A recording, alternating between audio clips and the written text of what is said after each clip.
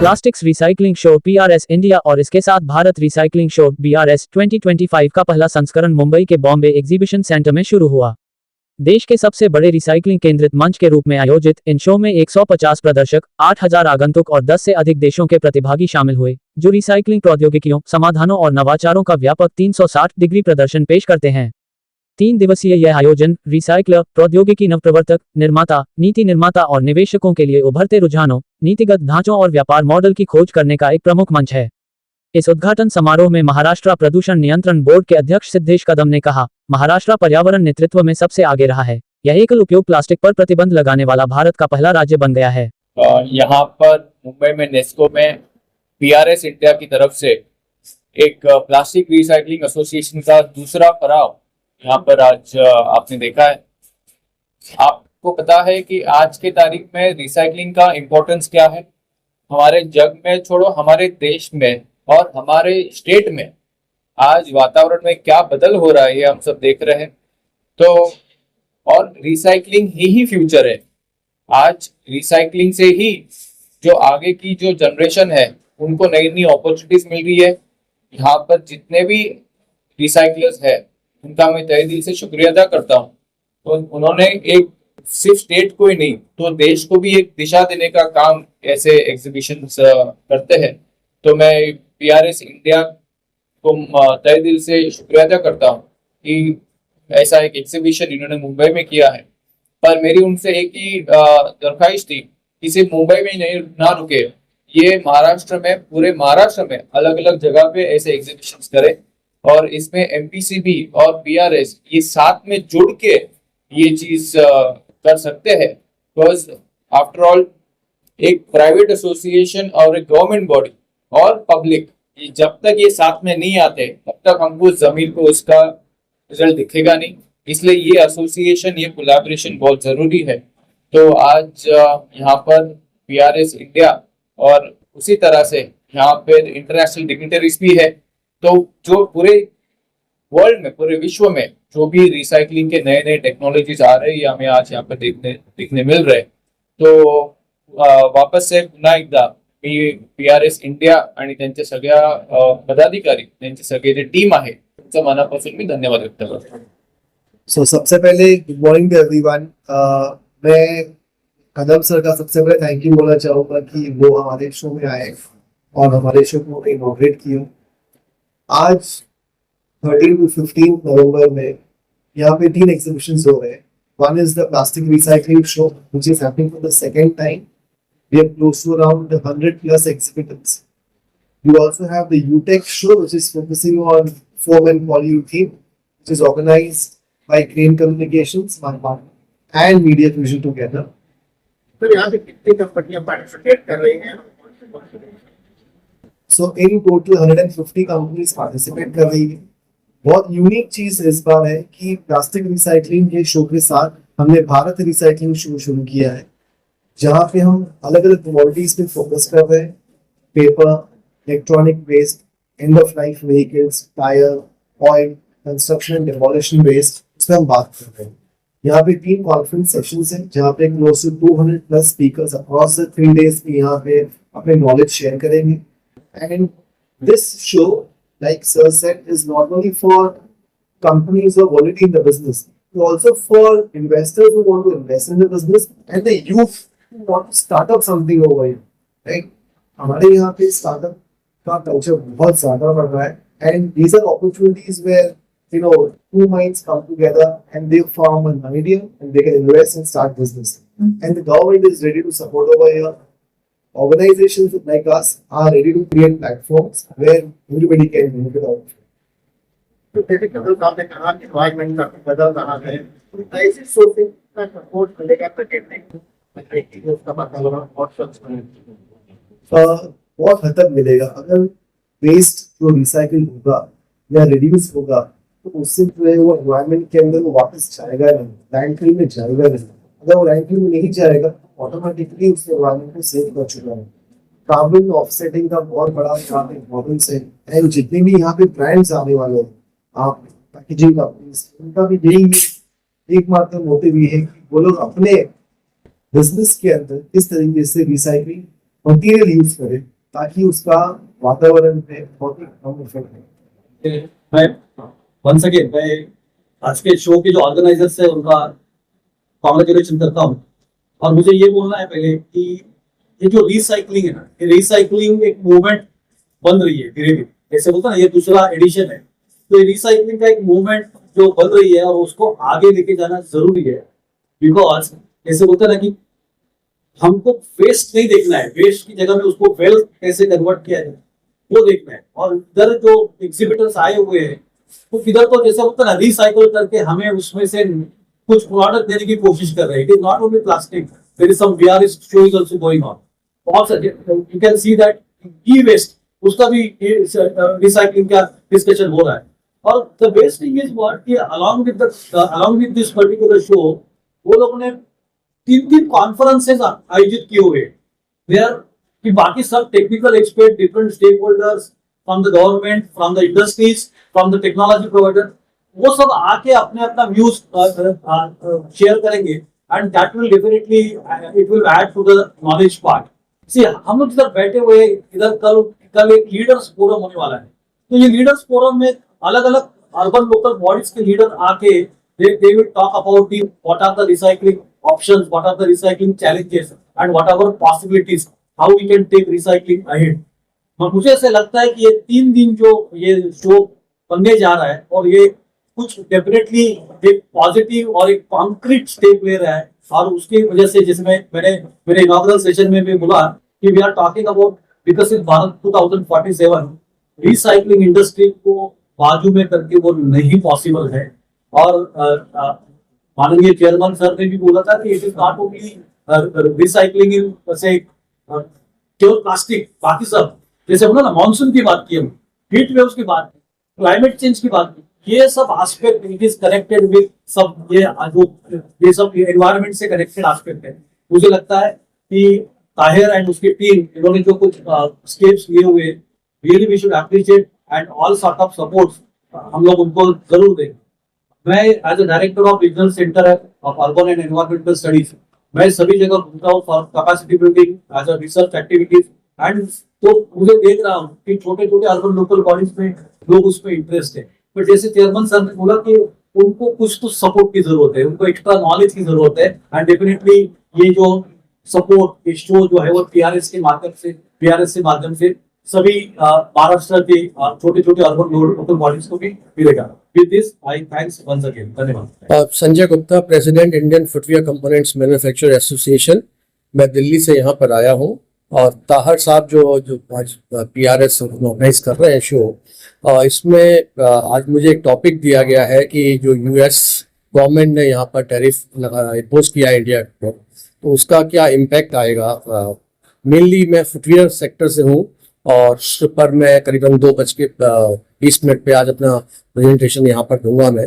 Second मुझे topic दिया गया है कि एमएसएमईज तो कैसे क्या दिक्कतें हैं कि वो इतना आगे नहीं बढ़ रही हैं। तो मैंने गवर्नमेंट ऑफ इंडिया को भी नीति आयोग को सजेशंस दिए हैं, तो वो भी मैं आज यहाँ पर डिस्कस करूँगा इस कॉन्फ्रेंस में। भारत देश के अंदर आप देखेंगे तो ज्यादातर रिसाइकलिंग हो रहा है। The problem is that it is in the parallel industry. And because the government has woken up to recycling very late, आज अगर आप कॉन्फेरेंस मेटल है या प्लास्टिक्स है तो 60-70 सालों से रिसाइकलिंग चालू है, खाली अपने पास कोई स्टेटिस्टिक्स नहीं है। तो जो डेटा की बात की वो डेटा बहुत जरूरी है।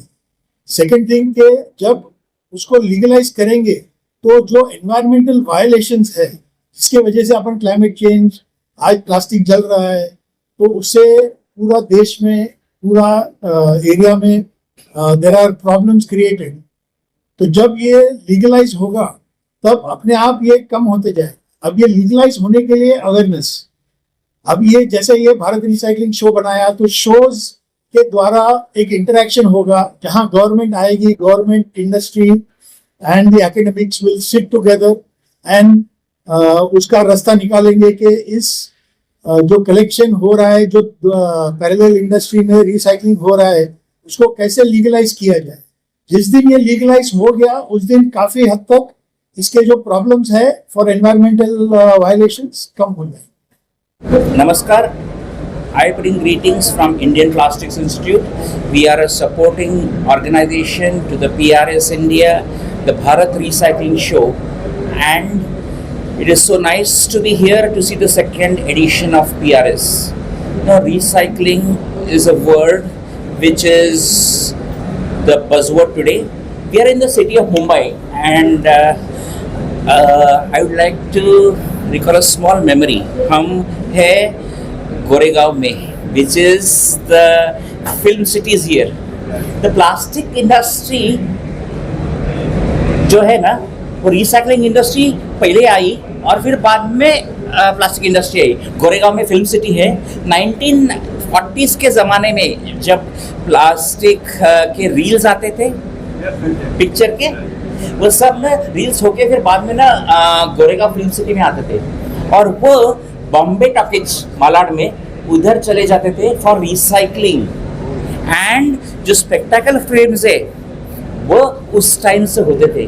So what I mean to say is the plastic recycling industry is older than the plastic industry, क्योंकि वो जो चश्मे के फ्रेम्स होते थे they were stronger, better, हाँ, और you know they were made for the films imported from Britain.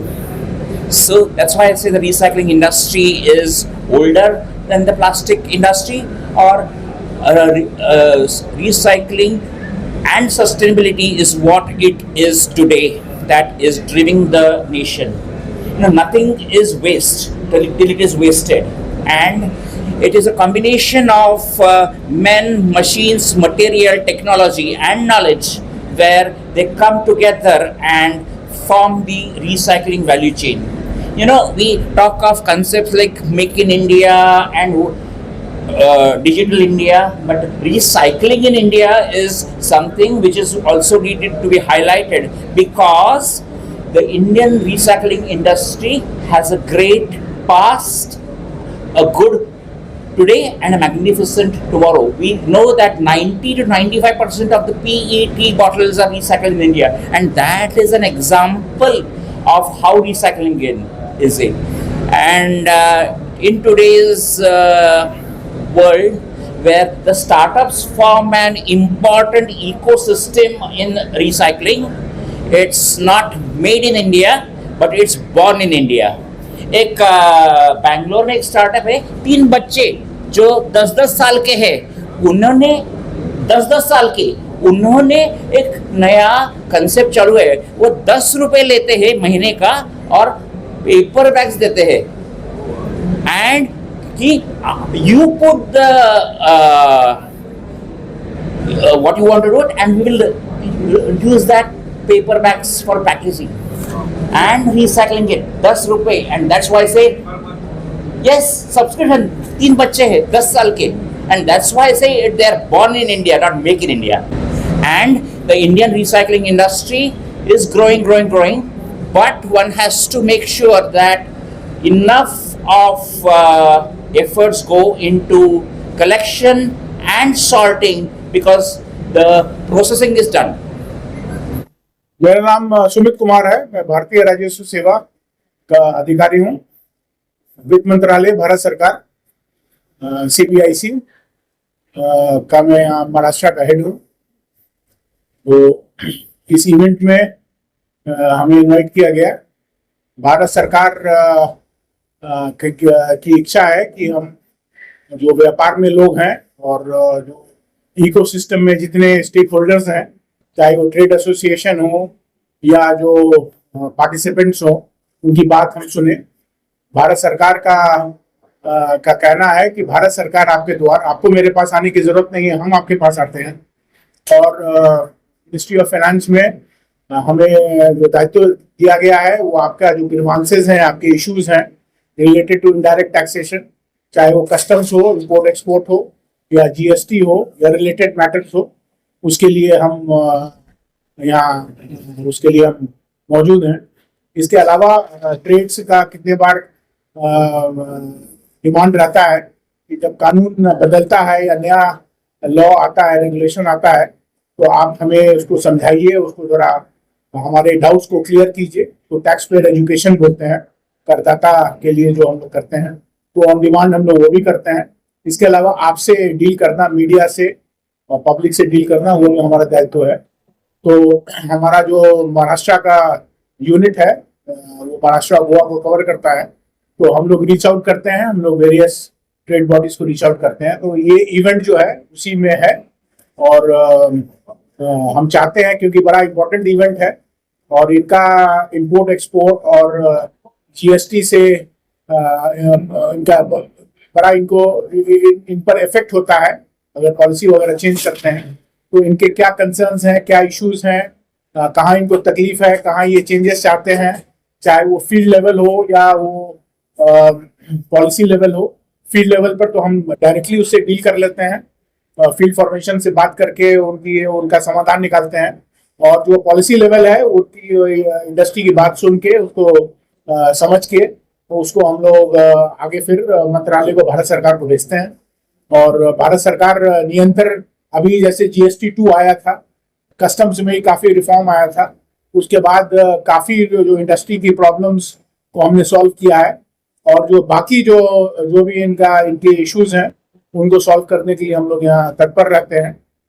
उस मिशन के लिए इस तरह का इवेंट्स बहुत इम्पोर्टेंट है और हमें खुशी है कि जो ऑर्गेनाइजर्स हैं उन्होंने हमें इनवाइट किया। और जो भी कल भी हम लोग को बोला गया है कि राउंड टेबल में GST रिलेटेड इश्यूज पर कुछ क्लैरिफिकेशन वगैरह देने के लिए वो हम करेंगे और सबकी बात सुनेंगे। इन शॉर्ट यही हम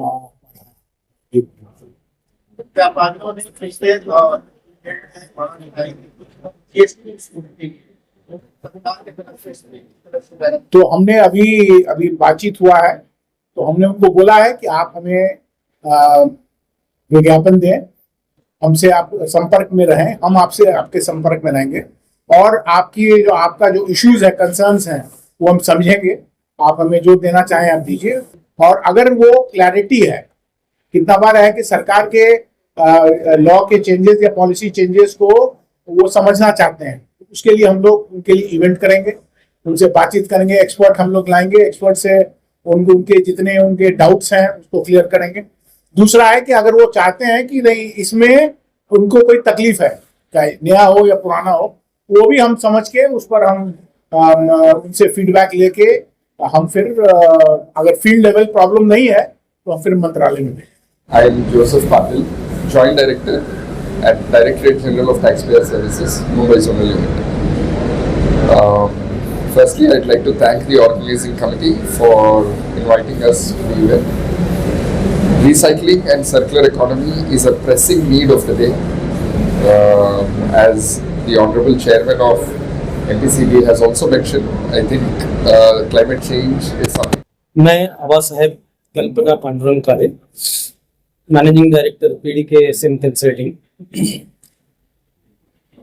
प्यूटेक बहुत ही अच्छा एग्जीबिशन है जहां आप देखेंगे कि इंडिया के जो भी लीडिंग मैन्युफैक्चरर्स है, चाहे सॉफ्ट फोम हो, रिजिड फोम हो, फुटवेयर इंडस्ट्री हो, सब लोग यहाँ पे हैं।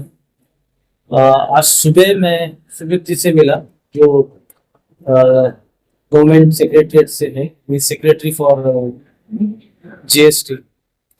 एंड ये यहाँ के इवेंट की वजह से, कॉन्फ्रेंस की वजह से we can really discuss very good issues, especially on GST matters. Thanks to Media Fusion for this great networking and giving opportunity to meet policymakers, very big manufacturers, consultants. Media Fusion ने दो अच्छी चीजें की है कि दोनों shows में recycling और PU फोम दो कॉन्फ्रेंसेस जो रखी है उसमें इंडिया के लीडिंग एक्सपर्ट्स आ रहे हैं, स्टॉलर्ट्स आ रहे हैं जो अलग अलग विषयों पे बात कर रहे हैं। मैं खुद मीडिया फ्यूजन को हेल्प कर रहा हूँ जो इंफ्रास्ट्रक्चर में आज सबसे बड़ा सब्जेक्ट है, dry construction, fast construction and efficient construction, जिसमें मेटल सैंडविच पैनल बहुत बड़ा रोल अदा करते हैं। So we have tomorrow a full day conference which is completely dedicated to metal sandwich panels. आज से इनफैक्ट वो कॉन्फ्रेंस चालू है. PU insulation and other applications के बारे में बहुत अच्छे लोग ये कॉन्फ्रेंस में बात कर रहे हैं.